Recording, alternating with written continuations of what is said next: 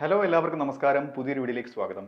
നമുക്കിന്ന് ഈ വീഡിയോയിലൂടെ ഡ്യുവൽ ഗ്യാപ്പ് അനലൈസിസ് എന്താണെന്ന് മനസ്സിലാക്കാം. അതായത് ഇതെന്ന് പറയുന്ന ഒരു സ്റ്റഡിയാണ്. അത് ചില ഡെവലപ്പിംഗ് കൺട്രീസിന് എക്കണോമിക്കലി ഡെവലപ്പ് ചെയ്യുന്നതിന് വേണ്ടിയിട്ട് ചില കൺസ്ട്രെയിൻസ് വരും, ചില പരിമിതികൾ വരും. ഓക്കെ, അപ്പോൾ ഈ പരിമിതികളെ കുറിച്ചുള്ള ഒരു പഠനമാണ് ഈ ഡ്യുവൽ ഗ്യാപ്പ് അനലൈസിസ് എന്ന് പറയുന്നത്. ഓക്കെ, രണ്ട് പരിമിതികളാണ് പ്രധാനമായിട്ടും പറയുന്നത്. നമുക്ക് ഇതിനെക്കുറിച്ച് വിശദമായിട്ട് മനസ്സിലാക്കാം. വീഡിയോയിലേക്ക് കടക്കാം. Dual gap analysis. Dual gap analysis is an economic concept used to study the constraints on the economic growth. നേരത്തെ പറഞ്ഞ പോലെ എക്കണോമിക് ഗ്രോത്തിനുള്ള ചില പരിമിതികൾ ഡെവലപ്പിംഗ് കൺട്രീസിന്റെ. Okay, it highlights that growth in such economics is often limited by two main gaps. അതായത് ഈ developing countries, India, Bangladesh, Pakistan പോലുള്ള ഡെവലപ്പിംഗ് കൺട്രി, ഇന്ത്യ ഇപ്പോൾ കുറച്ചുകൂടെ ഈ മറ്റു കൺട്രികളെ അപേക്ഷിച്ച് കുറച്ചുകൂടെ ഡെവലപ്ഡ് ആയിക്കൊണ്ടിരിക്കുകയാണ്. ഓക്കെ, അപ്പം ഈ ഡെവലപ്പിംഗ് കൺട്രീസിന്റെ ഈ എക്കണോമിക് ഗ്രോത്തിനെ ലിമിറ്റ് ചെയ്യുന്ന പ്രധാനമായിട്ട് രണ്ട് ഗ്യാപ്പുകളാണ്. അപ്പോൾ അതെന്തൊക്കെയാണെന്ന് നോക്കാം. ആദ്യത്തെ ഗ്യാപ്പ് എന്ന് പറയുന്നത് സേവിംഗ് ഇൻവെസ്റ്റ്മെന്റ് ഗ്യാപ്പാണ്. ഇതിനെ ഡൊമസ്റ്റിക് റിസോഴ്സ് ഗ്യാപ്പ് എന്നും അറിയപ്പെടുന്നുണ്ട്. ഡെവലപ്പിംഗ് കൺട്രീസ് ഇത്രയേ ഉള്ളൂ. Developing countries usually have low domestic savings. അതായത് രാജ്യത്തിനകത്തുള്ള സേവിങ് കുറവായിരിക്കും, ഡൊമസ്റ്റിക് സേവിങ് കുറവായിരിക്കും. ഈ സേവ് ചെയ്താലേ നമുക്ക് എന്ത് ചെയ്യാൻ പറ്റത്തുള്ളൂ, ഇൻവെസ്റ്റ് ചെയ്യാൻ പറ്റത്തുള്ളൂ. ഓക്കെ, അപ്പം ഇൻവെസ്റ്റ്മെന്റ് എക്കണോമിക് ഗ്രോത്തിന് എസെൻഷ്യൽ ആണ്. എന്തിനു വേണ്ടിയിട്ടാണ്? ടു ബിൽഡ് ഇൻഡസ്ട്രീസ് ബിൽഡ് ചെയ്യുന്നതിന്, ഇൻഫ്രാസ്ട്രക്ചർ ഡെവലപ്മെന്റിന്, റോഡ് ട്രാൻസ്പോർട്ട് അങ്ങനെയുള്ളത്, എഡ്യൂക്കേഷന് വേണ്ടിയിട്ടുള്ളത്.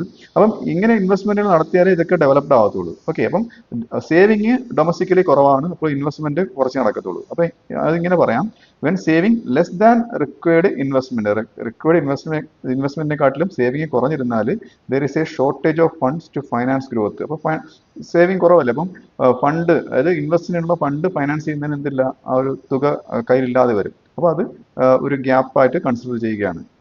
അടുത്ത പറയുന്നത് ഫോറിൻ എക്സ്ചേഞ്ച് ഗ്യാപ്പ് ആണ്, അഥവാ ട്രേഡ് ഗ്യാപ്പ് എന്ന് പറയുന്നത്. ഇത്രയേ ഉള്ളൂ.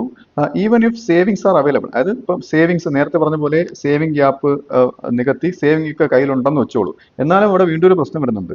Developing കൺട്രീസിനാണെന്നുണ്ടെങ്കിൽ may lakh foreign exchange reserves. ആവശ്യത്തിന് ഫോറിൻ എക്സ്ചേഞ്ച് റിസർവ് ഇല്ല, കരുതൽ ധനം. ഇപ്പം US ഡോളർ, US എന്നാണ് ഇറക്കുമതി ചെയ്യുന്നെങ്കിൽ US ഡോളർ, UK എന്നാണെന്നുണ്ടെങ്കിൽ അവിടെ യുകെയുടെ പൗണ്ട്. അപ്പോൾ അത് കരുതൽ കയ്യിലില്ലാതെ പോകും. ഇപ്പൊ ഇന്ത്യയെ സംബന്ധിച്ച് റിസർവ് ബാങ്കിൽ അതിന്റെ ഒരു റിസർവ് ഇല്ലാതെ പോകും. ഓക്കെ, അപ്പം exchange reserves to import essential capital good. അപ്പൊ ഇത് പൈസ ഉണ്ടെന്നെങ്കിൽ നമുക്ക് അവരെ നിന്ന് ഇമ്പോർട്ട് ചെയ്യാൻ പറ്റത്തുള്ളൂ, മേടിക്കാൻ പറ്റത്തുള്ളൂ. മനസ്സിലായില്ലേ? അത് മെഷീനറി, ടെക്നോളജി, ഫ്യൂവൽ പോലെയുള്ള കാര്യങ്ങൾ. അപ്പം എക്സ്പോർട്ട്സ് ആർ ഓഫൺ ലോ. അപ്പൊ ഈ ഡെവലപ്പിംഗ് കൺട്രീസിന് നോർമലി ഈ എക്സ്പോർട്ട് വളരെ കുറവായിരിക്കും. എക്സ്പോർട്ട് ചെയ്യുമ്പോഴത്തേക്ക് നമുക്ക് ഇങ്ങോട്ട് പൈസ കിട്ടുകയാണ്. ആ പൈസ കിട്ടുന്ന പൈസ നമുക്ക് തികയാതെ വരും ഈ ക്യാപിറ്റൽ ഗുഡ്സ് ഒക്കെ മേടിക്കുന്നതിന്. While imports are necessary for development. അപ്പൊ എക്സ്പോർട്ട് കുറവായിരിക്കുകയും ഈ ഇമ്പോർട്ട് ചെയ്യുന്നത് ഒരു രാജ്യത്തിന്റെ ഡെവലപ്മെന്റിന് വേണ്ടിയിട്ട് വളരെ അത്യാവശ്യമായിരിക്കുകയും ചെയ്യുന്ന ഒരു സിറ്റുവേഷൻ ആണ്. അപ്പൊ ഇതൊരു ഗ്യാപ്പായിട്ട് കൺസിഡർ ചെയ്യുന്നു. This creates A foreign exchange constraints. അപ്പോൾ ഇവിടെ ഒരു ഫോറിൻ എക്സ്ചേഞ്ചിന്റെ പരിമിതി വരികയാണ്. That restricts growth. അപ്പോൾ അവിടെ ഒരു ഗ്രോത്തിന് ഒരു പരിമിതി, ഒരു ഗ്രോത്തിന് ഒരു റെസ്ട്രിക്ഷൻ വരികയാണ്. അപ്പോൾ ഇതാണ് ട്രേഡ് ഗ്യാപ്പ് എന്ന് പറയുന്നത്. ഇനി നമുക്ക് ഈ ഡ്യുവൽ ഗ്യാപ്പ് അനലൈസിസിന്റെ കോർ ഐഡിയ എന്താണെന്ന് നോക്കാം. അപ്പോൾ economic growth can be constrained either by a shortage of domestic savings or by a shortage of foreign exchange. ഞാൻ പറഞ്ഞില്ലേ, ഇപ്പോൾ സേവിങ്ങിന്റെ ഷോർട്ടേജ് കൊണ്ടോ ഫോറിൻ എക്സ്ചേഞ്ചിന്റെ ഷോർട്ടേജ് കൊണ്ടോ ഈ ഗ്യാപ്പ് സംഭവിക്കാം. ഈ രണ്ട് ഗ്യാപ്പ് നമുക്ക് നികത്തണ്ടേ, അതിന് വേണ്ടിയുള്ള കാര്യം എനിക്ക് പറയാൻ പോകണം. അതാണ് എൻ്റെ കോർ ഐഡിയ. അപ്പം foreign aid or external capital, അതായത് എക്സ്റ്റേണൽ ക്യാപിറ്റൽ, വിദേശ രാജ്യങ്ങളിൽ നിന്നുള്ള ക്യാപിറ്റൽ, അവരുടെ ക്യാപിറ്റൽ വെച്ചിട്ട് നമുക്ക് നികത്താം.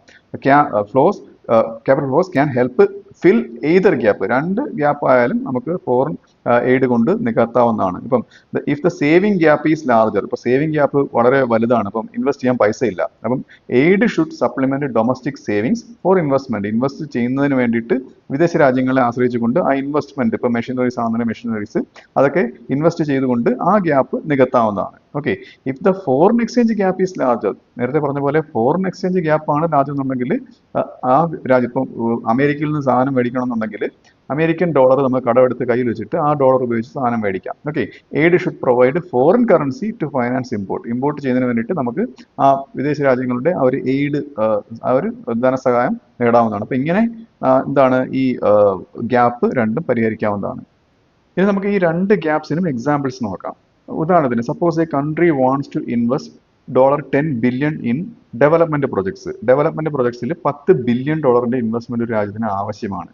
അപ്പം അവരുടെ ഡൊമസ്റ്റിക് സേവിങ്സ് എന്ന് പറയുന്നത് $6 ബില്യൺ മാത്രമേ ഉള്ളൂ. അപ്പോൾ അവിടെ $4 ബില്യൺ ഗ്യാപ്പ് കുറവ് അവിടെ വരികയാണ്. അപ്പോൾ ഈ ഗ്യാപ്പാണ് സേവിങ്സ് ഗ്യാപ്പ് എന്ന് പറയുന്നത്. ഇൻവെസ്റ്റ് ചെയ്യാനുള്ള പൈസ ഇല്ല, അത് സേവിങ് ഗ്യാപ്പാണ്. ഓക്കെ, അപ്പം സേവിങ് ഗ്യാപ്പിന് ഉദാഹരണമായി.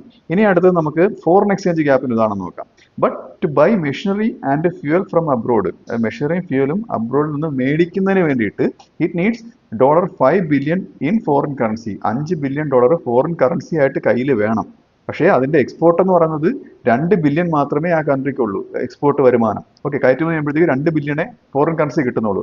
പിന്നെ ഒരു 3 ബില്യണും കൂടെ എക്സ്ട്രാ വേണം ഈ എന്താണ് മെഷീനറിയും ഫ്യൂലൊക്കെ മേടിക്കുന്നതിന്, ഫോറിൻ കറൻസി ആയിട്ട് വേണമെന്നാണ് പറയുന്നത്. ഓക്കെ, അപ്പോൾ ഇങ്ങനെ ഫോറിൻ കറൻസി ആയിട്ട് കയ്യിൽ വെക്കുന്നതിനാണല്ലോ ഫോറിൻ എക്സ്ചേഞ്ച് ഗ്യാപ്പ് എന്ന് പറയുന്നത്. അപ്പോൾ ഈ ഫോറിൻ എക്സ്ചേഞ്ച് ഗ്യാപ്പ് 5 - 2 $3 ബില്യൺ ഒരു ഗ്യാപ്പോട് വരികയാണ്. അപ്പോൾ നമ്മൾ പ്രധാനമായിട്ടും ഫോക്കസ് ചെയ്യേണ്ടത് ഈ സേവിങ് ഗ്യാപ്പ്, അതായത് ഈ ഇൻവെസ്റ്റ്മെന്റ് ആണ് കൂടുതൽ പ്രാധാന്യം കൊടുക്കേണ്ടതെന്നാണ് പറയുന്നത്. അപ്പോൾ here the binding constraint on growth is the saving gap. പ്രധാനമായിട്ടും ഈ $4 ബില്യൺ ഈ ഒരു സേവിങ് ഗ്യാപ്പാണ് പരിഹരിക്കേണ്ടത്. So aid should focus on supplementing domestic savings. അത് ഡൊമസ്റ്റിക് സേവിങ്സിന്റെ ആ ഒരു സപ്ലിമെന്റ്, ആ ഒരു ഇൻവെസ്റ്റ്മെന്റ് പരിഹരിക്കുന്നതിന് വേണ്ടിയാണ് കൂടുതൽ ഫോക്കസ് കൊടുക്കേണ്ടത്. അപ്പം ഇതാണ് ഇതിന് ഉദാഹരണം.